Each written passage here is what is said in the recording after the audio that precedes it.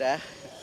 Baik, yang pertama tadi Pak Prabowo menyampaikan, memberikan amanah kepada saya untuk memimpin Kementerian Pendidikan Dasar dan Menengah.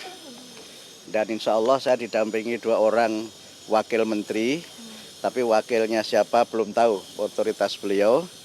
Dan kami juga menyampaikan insya Allah bisa melaksanakan dan memimpin kementerian untuk memajukan pendidikan. Beliau juga menyampaikan bahwa pendidikan adalah kunci untuk membangun bangsa, terutama adalah kunci untuk mencerdaskan kehidupan bangsa sebagaimana amanat dalam pembukaan Undang-Undang Dasar 45. Dan kami menyampaikan kepada Pak Prabowo untuk menjadikan pendidikan ini sebagai gerakan pencerdasan untuk Indonesia Raya yang berkemajuan. Dan tadi beliau menyampaikan beberapa hal untuk bagaimana saya bisa bekerja sebaik-baiknya.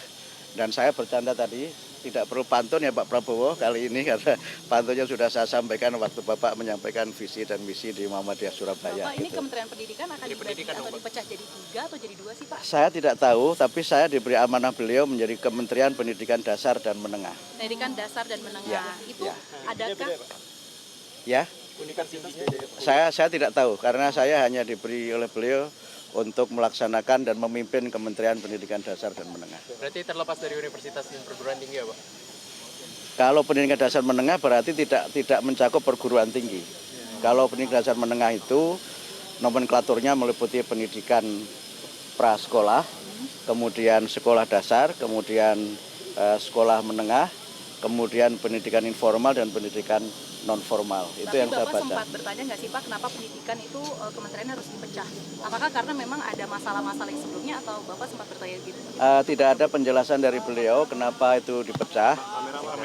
Tidak ada alasan dari beliau kenapa kementerian dipecah, hanya menyampaikan bahwa tugas kementerian ini sangat penting dan sangat sentral untuk membangun dan mencerdaskan kehidupan bangsa. Pak, isunya kan seminggu lalu calon-calon menteri ini tanda tangan fakta integritas ya Pak. Apakah itu isinya apa aja sih Pak? Apakah berapa poin atau isunya menyebut apa Pak? Baik, 2 hari yang lalu kami bertemu dengan Pak Profesor Sufmi Dasko dan kami menandatangani 2 dokumen.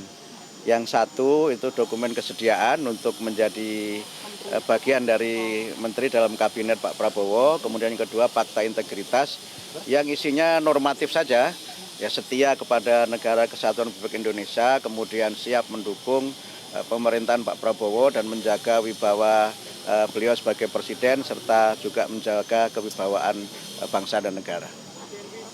Itu ya, terima kasih semuanya ya, terima kasih.